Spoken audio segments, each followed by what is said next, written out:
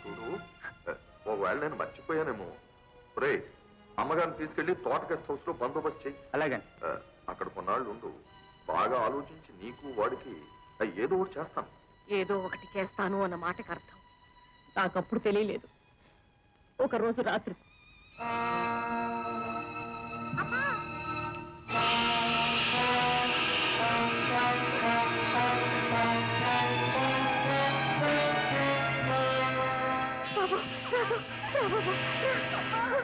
నన్ను బిడ్డని చంపబోయారు.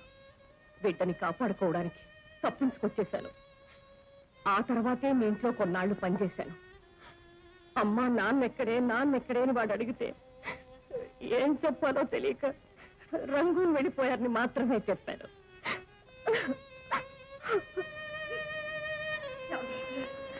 ఊరుకోండి, ఊరుకోండమ్మా.